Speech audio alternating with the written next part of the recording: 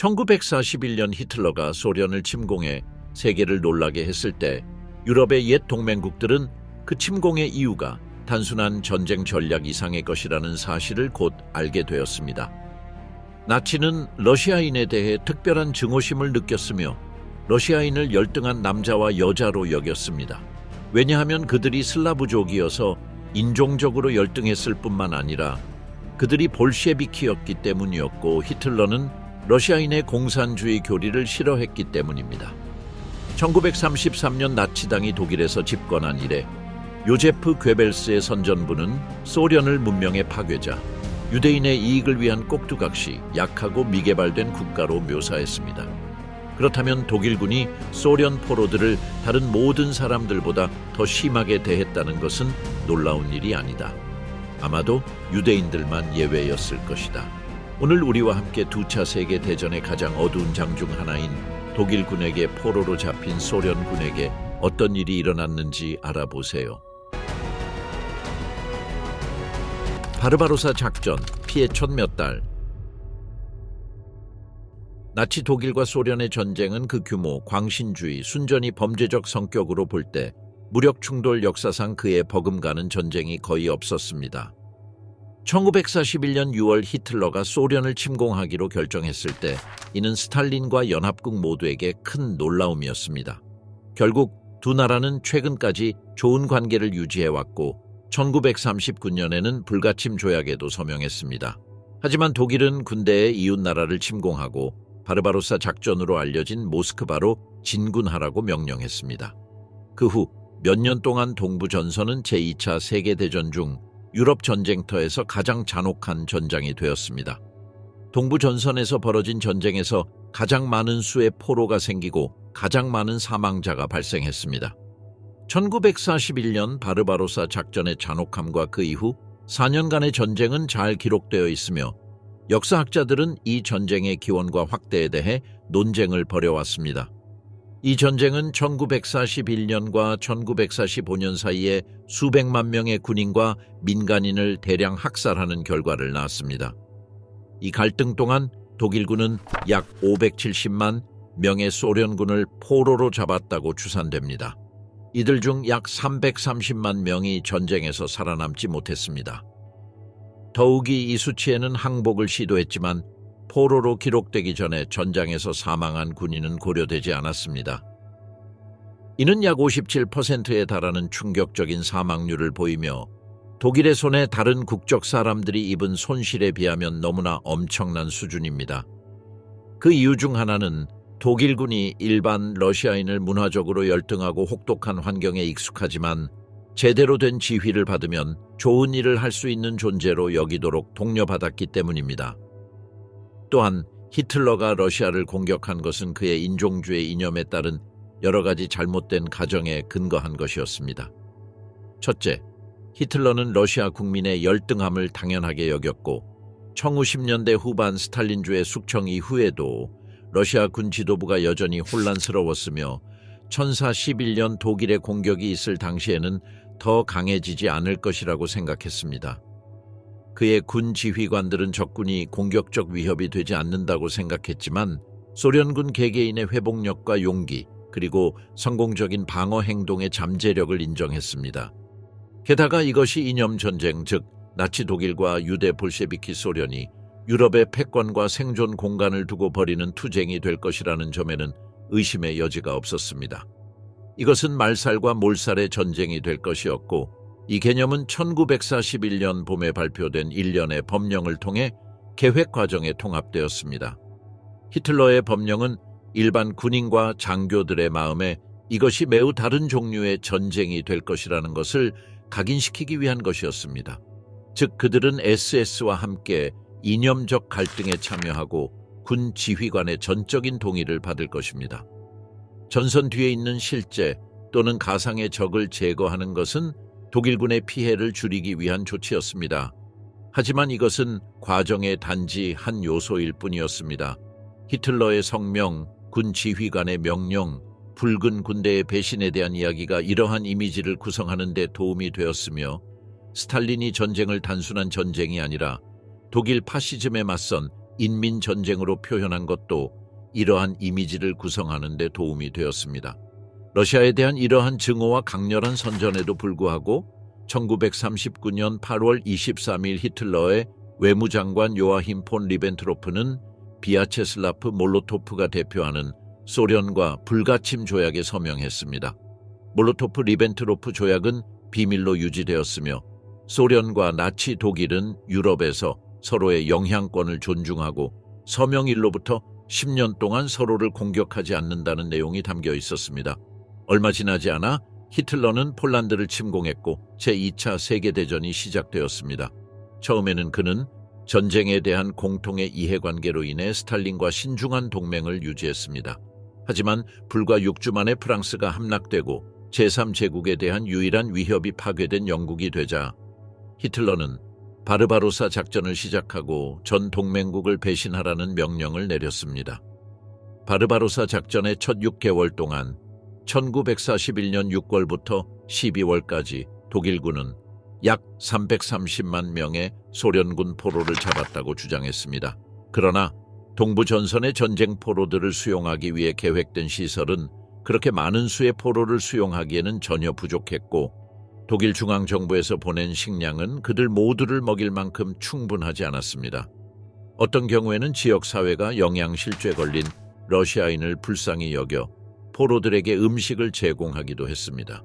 많은 경우 이런 도움은 공식적이든 비공식적이든 거부되었고 경비원은 캠프에 접근하는 민간인을 향해 총격을 가했다. 일부 수용소 지휘관이 식량 공급을 허용하였더라도 이 식량은 종종 수용소 경비원이나 경찰에 의해 약탈되거나 압수되어 원래 수령인에게 전달되지 않았습니다. 소련 포로들은 가장 기본적인 인권조차 박탈당했습니다. 전반적으로 일선 부대나 수감자를 후방으로 이송하는 임무를 맡은 경비병 모두 수감자의 복지에 대한 책임감을 크게 느끼지 못하는 듯하며 이러한 방치는 수감자들이 마침내 지정된 집합 장소에 도착했을 때 더욱 심화되었습니다. 소위 여름 수용소는 거대한 철조망 울타리로 이루어졌으며 울타리의 면적은 수용할 수감자 수에 따라 결정되었습니다. 변소를 위한 건물도 없고 설비도 없었습니다. 다시 말해 날씨의 영향이나 질병의 위험으로부터 보호받을 방법이 없었습니다. 공급구역 주변도 울타리로 둘러싸여 있었지만 시설은 매우 기초적인 수준이었습니다. 1만 명의 군인을 수용하고 있는 군수감소에 대한 8월 보고서는 식수나 조리시설이 제공되지 않았으며 수용소의 조직이 혼란스러웠다고 언급했습니다. 잔혹행위와 끊임없는 총격이 통제의 주요 방법인 듯했다. 어떠한 위생시설도 없어서 쇠퇴가 극에 달했고 2개의 오두막만이 많은 병자와 부상자를 위한 유일한 식량 공급처였다. 바르바로사 작전의 첫 몇 달 동안 수감자들의 사망 원인 중 가장 큰 것은 굶주림이었습니다. 두 번째 원인은 이 야만적인 관행에 대해 아무런 처벌도 받지 않은 경비원에게 총격을 당했기 때문입니다. 제3제국의 반소련 선전.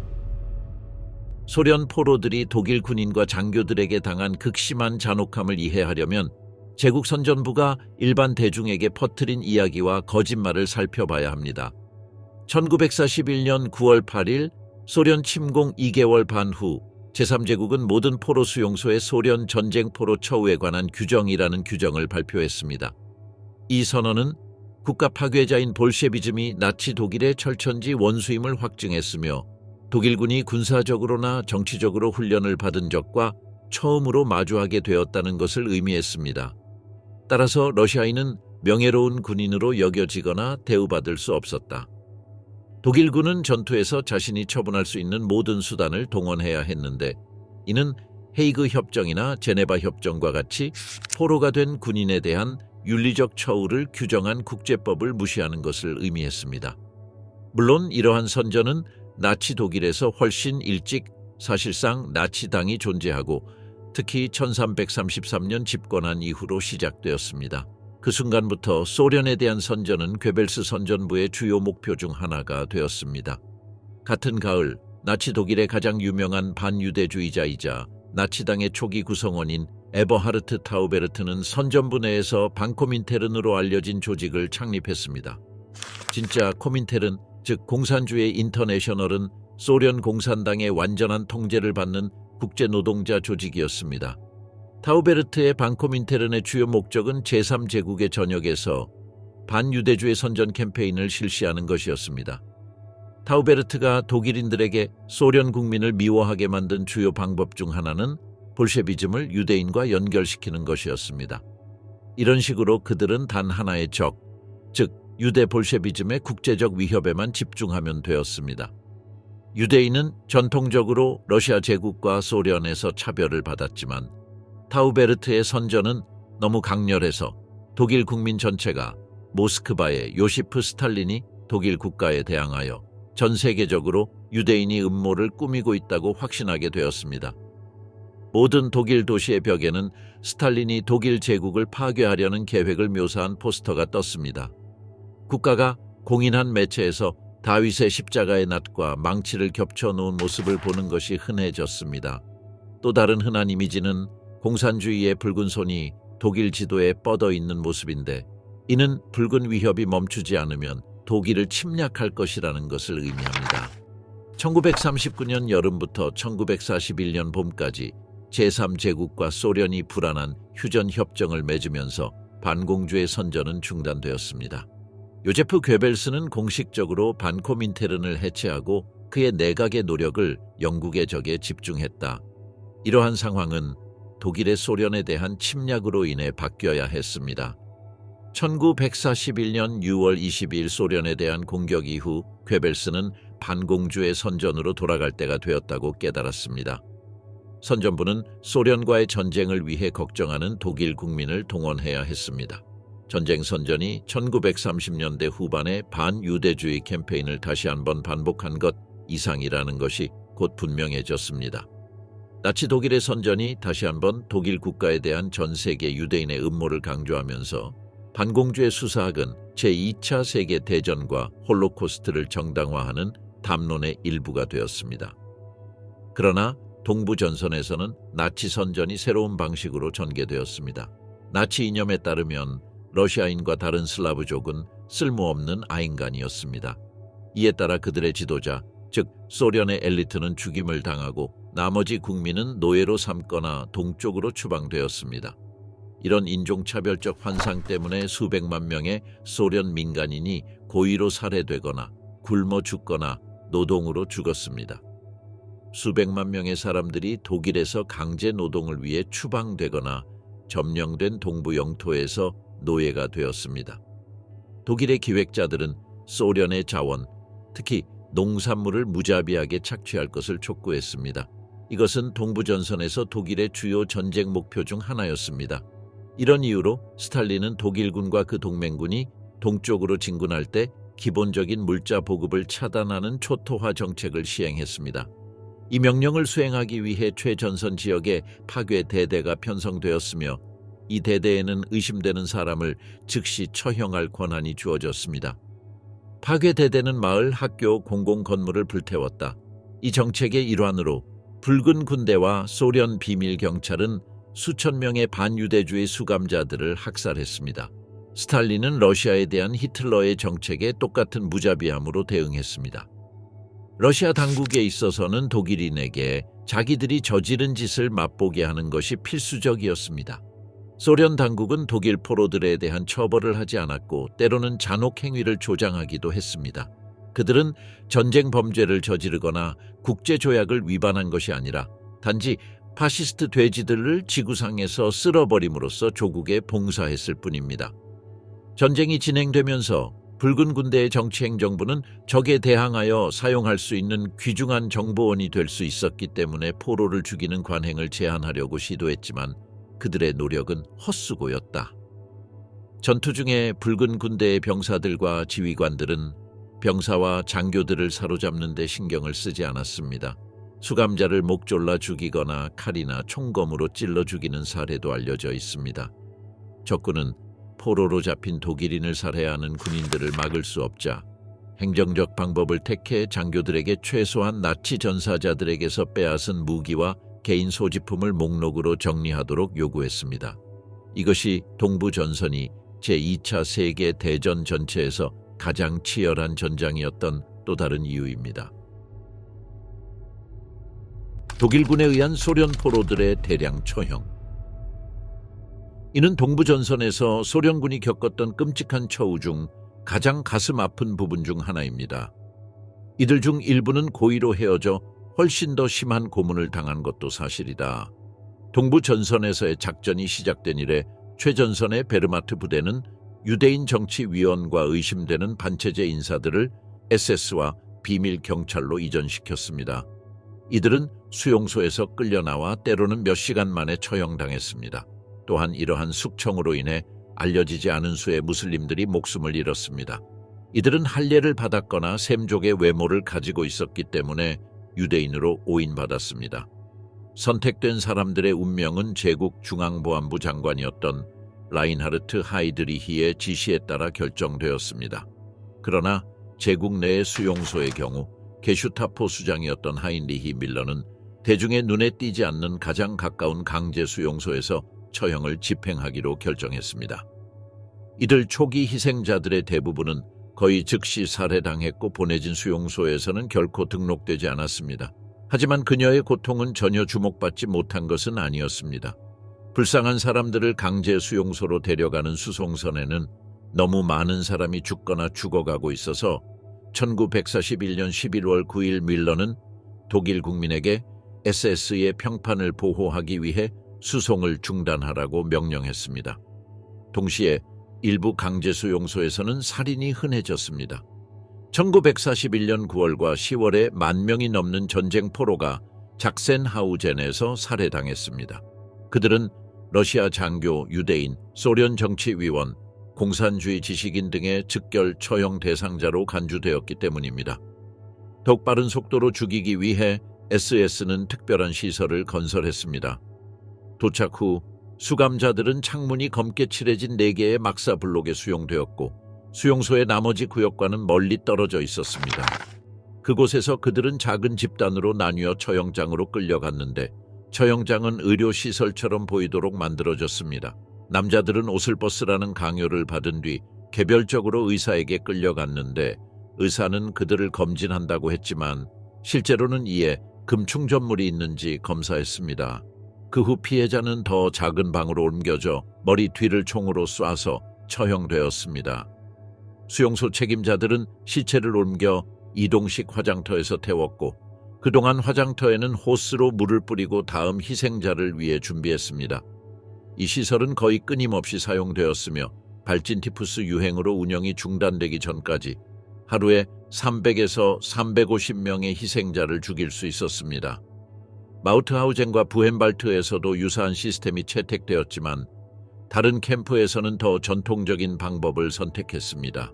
다우와 플로센부르크로 보내진 수감자들은 근처 사격장에서 사살된 후 화장되었습니다. 플로센버그 수용소에서의 살인은 인근 마을의 강둑의 피와 신체 일부가 밀려오면서 중단되었습니다. 그로스로젠에서도 지역 주민들 사이에 퍼진 소문으로 인해 총살형이 치명적 주사로 대체되었습니다. 아우슈비츠에는 1941년 7월 동부 전선에서 수감자들을 태운 첫 수송선이 도착했고 수감자들은 인근 자갈채 석장으로 끌려갔는데 그곳에서 지쳐 죽거나 SS에 의해 총살당하거나 며칠 내에 당국에 의해 살해당했습니다. 9월 3일 600명의 소련 포로를 이송하는 동안 야전 병원에서 데려온 250명의 폴란드인도 합류했습니다. 이들은 처형 방법으로서 지클론 비가스의 효과를 시험하는 데 사용되었습니다. 그러나 9월 중순이 되자 러시아 수감자들에 대한 정책이 바뀌어 수용소 인구 중에서 일부 통역가를 발견하여 러시아 노동 수용소가 설립되었습니다. 독일군은 소련 포로들을 죽이는 데 자원을 낭비하는 것보다는 그들의 노동력을 활용하는 것이 더 낫다고 결정했습니다. 가장 먼저 도착한 사람은 10월 7일에 람브스도르프에서 이송된 214명이었습니다. 그들이 받은 처우는 나치의 잔혹행위의 대명사가 된 수용소의 기준으로 보아도 잔혹했습니다. 그들은 기차역에 도착하자마자 오슬버스라는 강요를 받았고 살균제가 담긴 가마솥에 몸을 담근 채 신발만 걸친 채 시골로 달려가야 했습니다. 밤에는 서리가 내렸고 땅은 눈으로 뒤덮였습니다. 그들이 막사에 들어갈 수 있기 전에 야외에서 긴 등록 과정을 거쳤지만 그들에게는 며칠 동안 옷이 제공되지 않았고 담요를 구하는 데는 더 오랜 시간이 걸렸습니다. 10월 말까지 약 8,000명의 수감자가 도착하여 수용소의 나머지 부분과 분리된 구개의 막사에 수용되었습니다. 11월에는 전원이 숙청당했고 9,000명 중 8,000명은 정치적으로 용의자가 아닌 사람으로 분류되었고 겨우 300명만이 광신적 공산주의자로 분류되었습니다. 이들은 가장 먼저 처형당한 사람들이었다. 수용소 내에서 살인시설을 더 짓는 것과 같은 프로젝트에 투입되면서 수감자들은 영양실조, 추위, 비위생적인 환경, 경비원의 잔혹함에 굴복했습니다. 그들 중 일부는 영하 35도의 기온 속에서 인근 마을까지 걸어서 일해야 했고 저녁에 시체를 들고 돌아왔으며 어떤 사람들은 동상에 걸렸습니다. 그들의 식량 배급량은 수용소에 수감된 민간인 수감자들의 식량 배급량보다 적었기 때문에 잔혹한 처사가 없더라도 수감자들은 금세 굶어 죽을 것이었습니다. 그 후 2년 동안 아우슈비츠에 도착한 수감자는 소수에 불과했는데 주로 일할 수 없을 정도로 병이 심해 제거될 예정이었다. 전체적으로 15,000명의 적군 포로가 아우슈비츠로 끌려간 것으로 추산되며 그중 12,000명이 등록되어 있습니다. 수용소가 대피하기 전 마지막 집계에 따르면 살아남은 사람은 92명 뿐이었습니다. 가스는 다른 수용소에서도 사용되었으며 마우트하우젠은 1942년 5월에 처음으로 사용된 가스실 건설을 시작했습니다. 그때까지 이동식 가스밴이 그곳과 작센하우젠에서 모두 운행되었고 이번에도 희생자 중 일부는 소련 포로였습니다. 일부 저명한 소련 포로들도 작센하우젠에 수감되었는데 그 중에는 스탈린의 아들인 야코프 주가슈빌리 중위가 있습니다. 그는 1941년 7월 16일에 체포되어 몰로토프의 조카와 영국 전쟁 포로 4명과 함께 특별 수용소에 수감되었지만 그는 울타리를 향해 달려가 경비원의 총에 맞아 자살했습니다. 소련 포로들의 학대와 착취에서 살아남은 사람들. 많은 소련 포로들은 장교와 유대인들에게 가해지는 잔혹한 처우를 면할 수 있었습니다. 독일인들이 그들을 품위 있는 사람으로 여겼기 때문이 아니라 강제 노동에 필요했기 때문입니다. 포로가 된 러시아 군인들이 노동력으로 활용될 것이라는 것은 항상 예상되었지만 그것도 점령지 내에서만 가능할 것이다. 그러나 1941년 봄부터 노동부는 그해 말까지 독일의 전쟁 경제에 80만 명의 더 많은 노동자가 필요할 것으로 추정했습니다. 그래서 수용소 관리자들은 노동에 적합한 수감자들을 즉시 죽이는 것을 중단하라는 명령을 받았습니다. 이러한 정책 변화는 히틀러가 러시아의 침공을 처음 예측한 것이 틀렸기 때문에 강제로 이루어졌습니다. 나치군은 예상했던 것보다 더 강력한 저항에 부딪혔고 전쟁 노력은 독일 경제에 부담을 주기 시작했습니다. 그들은 가능한 한 많은 노동자가 필요했고 러시아 노동자는 다른 동유럽 노동자보다 더 신뢰할 수 있는 것으로 여겨졌습니다. 이 결정은 나치당과 SS의 많은 지도자들이 볼셰비키를 제국 영토로 유입하는 데 반대하면서 내부적 저항에 부딪혔습니다. 소련 포로들에 대한 새로운 규칙이 발표되어 독일 민간인과의 접촉을 최소화하고 작업 조건을 신중하게 통제할 수 있게 되었습니다. 이념적 반대는 제쳐두고 소련 노동력이 생산적이 될 수 있도록 타협이 이루어졌습니다. 하지만 그러한 명령을 내렸다고 해서 독일군의 손에 들어간 적군 병사들이 겪은 끔찍한 상황이 즉시 바뀔 수는 없었습니다. 소련 군인들이 독일 국가를 위해 무료로 일하도록 보내줬던 이러한 포로 수용소를 독일어로 스탈락라고 하는데 스탐라거 또는 베이스 캠프스의 줄임말입니다. 제2차 세계대전 중 독일에서는 약 1000개의 슈탈라그가 운영되었습니다. 예상되는 수감자들을 수용할 수용소가 제대로 준비되지 않았기 때문에 처음부터 이러한 단지는 심각하게 과밀화되었고 점점 더 많은 수감자들이 보내졌습니다. 러시아인들은 다른 국적의 포로들과 따로 보관되고 독일 민간인과의 접촉도 철저히 차단될 것으로 생각되었습니다. 식량 배급은 이전의 집중 수용소와 구금시설에서 끔찍한 환경에 갇혀 있었던 사람들의 건강이 이미 나빠진 것을 악화시킬 정도로 제한되었습니다. 베르겐-벨젠 수용소에서는 10명의 남자가 한 덩어리의 빵을 나눠 먹었고 제공된 수프는 물 외에는 아무것도 아니었습니다. 곧 시골의 풀, 잎, 나무 껍질이 모두 사라지고 질병이 만연해졌습니다. 하지만 그들의 열악한 상황에도 불구하고 수감자들은 노동에 동원되었습니다. 1941년 10월까지 제8디 수용소에는 독일 북부와 서부에 걸쳐 70개의 노동 분견대가 있었는데 이는 수용소 전체 명목 인구 28,000명의 65%를 차지했습니다.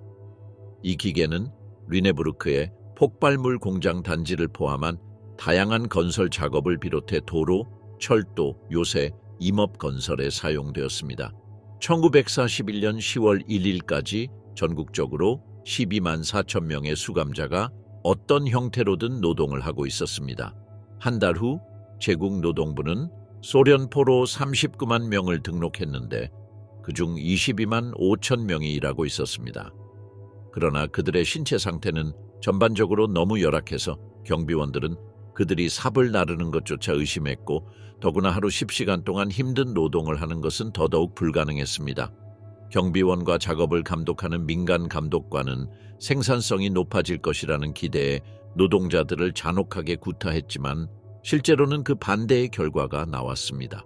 러시아인들로부터 허용 가능한 수준의 생산성을 얻을 수 있는 유일한 방법은 배급량을 개선하는 것이라는 결론이 내려졌습니다. 제국 노동부조차도 이들 중 약 3분의 2가 심각한 영양실조로 인해 일할 수 없다고 인정했습니다. 포로들은 제국 내의 수용소에서 집단으로 죽었습니다. 1941년 겨울에만 3회 수용소에서만 약 2만 명이 사망한 것으로 기록되었습니다. 이는 열악한 환경, 수용소에 도착했을 때의 극심한 허약함, 기아 수준 이하의 배급체제 등으로 인해 발생했습니다. 비교적 건강이 좋은 상태로 이러한 수용소에 도착한 남자들조차도 2에서 3주 만에 걷는 해골로 전락했습니다.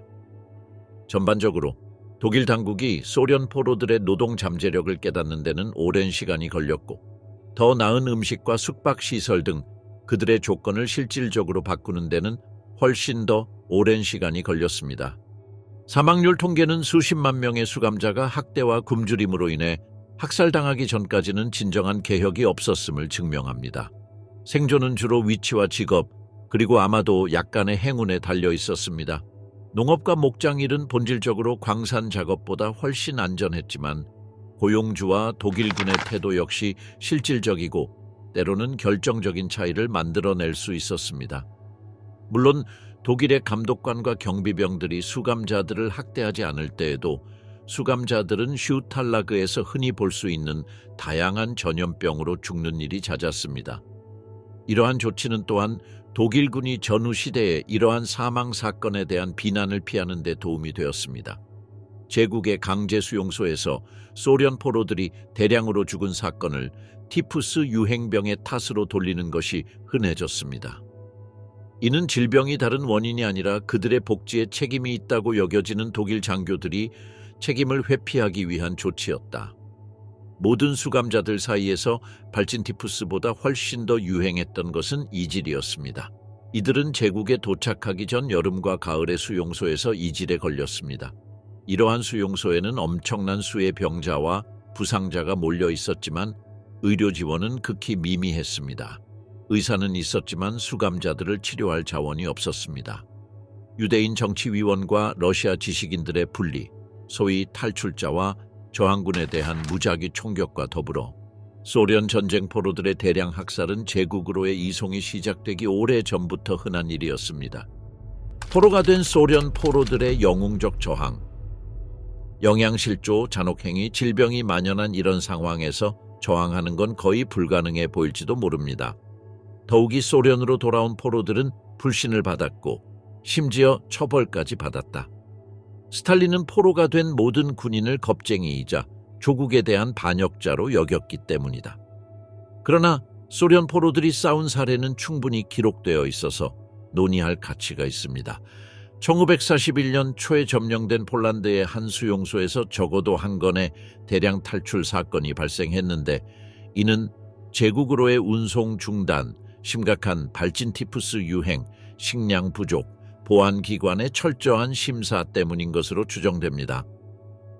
1942년 1월 보안기관이 민스크의 한군 병원에서 일어난 반란을 진압했다는 혐의가 제기되었고 그해 말에는 동프로이센에서 대량 탈출이 일어났고 독일군이 포로를 잡는 데 도움을 준 민간인 한 명당 10라이히스마르크의 현상금을 걸었다는 보고가 있었습니다. 탈출은 무모한 생각이었으며 붙잡히면 받을 처벌과 스탈린의 소련으로 돌아갔을 때 직면하게 될 암울한 미래를 생각하면 아마도 마지막 수단으로 여겨졌을 것입니다. 그러나 1942년 겨울이 되자 여러 개의 슈탈라그와 작업 지휘부로 구성된 집단이 생겨났고 탈출 시도가 더 흔해졌습니다. 러시아인 집단은 빈 민간인 통행증을 찾아서 유창한 독일어를 구사하는 수감자들의 세부 정보를 적었습니다. 일부는 필요한 도장을 찍어낸 뒤 간단히 캠프를 떠나는 데 성공했습니다. 자신의 정체를 비밀로 한 수감자 중 한 명인 알렉세이는 에센 근처 광산에서 강제 노역을 했습니다. 그곳에서 그는 그의 탈출을 도와준 독일인 마을 사람과 친구가 되었습니다. 소련으로 돌아가는 것은 선택사항이 아니었고 그녀는 처음에는 스위스로 가고 싶어 했지만 그 과정에서 한 독일 여성을 만났고 그 여성이 그녀에게 지역 농장에서 일자리를 알려주었습니다. 그 후 전쟁이 끝날 때까지 그대로 남아 있었습니다. 소련 포로들이 저지른 가장 주목할 만한 저항 사례 중 하나는 1943년 10월 14일 소비보르 봉기에서의 그들의 역할이었다. 이 탈출은 처음에는 런펠트 핸들러가 이끈 수용소의 민간 노동 포로들에 의해 고안되었지만 그는 1443년 9월 민스크에서 그곳으로 보내진 알렉산더 페체르스키 중위와 다른 여러 소련 전쟁 포로들의 도움을 받았다. 원래 우크라이나 크레멘추크 출신인 페체르스키는 1941년 10월 벼지마 마을 근처에서 체포되었지만 포로로서 전쟁의 첫 겨울을 살아남았다. 1942년 5월 탈출을 시도하던 중 다시 붙잡혀 보리소프의 포로 수용소로 보내졌는데 그곳에서 검사를 해보니 그가 할례를 했다는 사실이 밝혀졌습니다. 그가 이 시점까지 어떻게 살아남았는지는 알 수 없다. 1943년 8월 20일 그와 다른 사람들은 민스크의 시로카야 거리에 있는 형벌 수용소로 보내졌다가 다른 유대인 전쟁 포로와 민간인들과 함께 소비보르로 이송되었습니다. 오랫동안 독일의 포로로 살아남은 그는 운명이 결정되었을 터였지만 모든 역경에도 불구하고 그와 동료 포로들은 도착하자마자 독가스로 죽지 않고 소위 노동 포로로 선발되었습니다.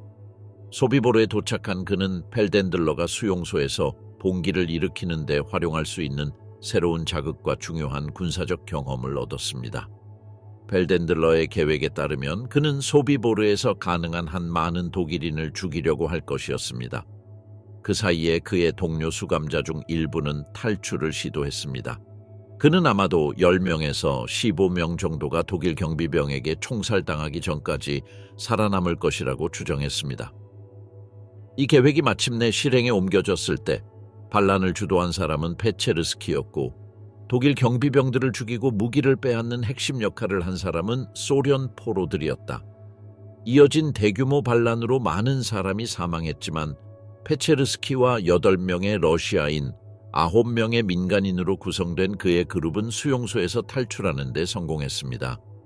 얼마 지나지 않아 페체르스키와 살아남은 8명의 전쟁 포로들은 유대인 민간인들을 버리고 동쪽으로 이동하기 위해 부그강을 건넜습니다.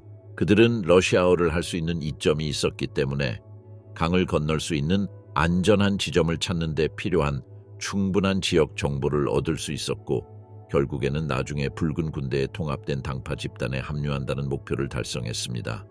페체르스키는 놀라운 용기와 영웅적 행동을 보였고 숨지 않고 즉시 독일군과의 싸움을 재개했음에도 불구하고 소련은 봉기에서 그의 역할을 결코 인정하지 않았고 전쟁 후에는 독일군을 위해 일했다는 이유로 몇 달 동안 투옥되었습니다. 전쟁이 거의 끝나갈 무렵에 훨씬 더 놀라운 탈출 사건이 일어났는데 1944년 7월 격추된 소련 조종사 미하일 데비아타예프가 성공한 것입니다. 그는 결국 페네민대 비행장에서 노동자로 일하게 되었습니다. 그곳에서 그는 하인켈 셰11 중형 폭격기의 이륙 절차에 익숙해졌습니다. 1945년 2월 8일 그와 9명의 동료는 비행장의 유일한 경비원을 공격하고 항공기를 훔쳤습니다. 데비아타예프는 러시아군 방어선을 향해 날아갔지만 자기 편에서 공격을 받아 추락했습니다. 도망자들은 모두 살아남았지만 러시아 방첩기관은 그들의 이야기를 믿으려 하지 않았고 그들은 투옥되었습니다.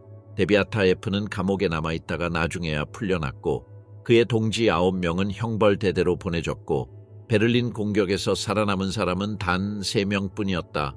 방해 행위 역시 비교적 드물었는데 적발된 사람에게는 엄격한 처벌이 내려졌기 때문이다.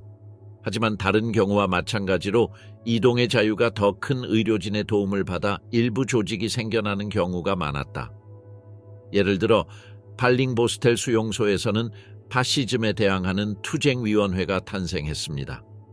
여기에는 벨기에, 프랑스, 유고슬라비아 요소가 포함되었으며 수감자들을 수용소 내 다양한 작업 지휘부와 연결할 수 있었습니다. 이 조직의 구성원들은 타이거 전차의 부품을 생산하는 하노버 제조 공장에서 크레인을 탈선시키고 전기로를 고장내는 등 여러 가지 방해 행위를 한 것으로 평가받고 있습니다. 브라운슈바이크 인근의 어뢰와 상륙정을 생산하는 공장에서 터빈을 폐쇄한 것도 프랑스와 러시아의 협력 덕분이었다. 비러시아인들은 대체로 잠재적인 탈출을 위해 지도, 돈, 나침반, 식량 등을 얻을 수 있는 입장에 있었으며 프랑스인들은 라디오도 제공했습니다. 또한 외부 세계로부터 연결고리와 때로는 자료를 제공한 반파시스트 독일군과의 관계도 형성되었습니다.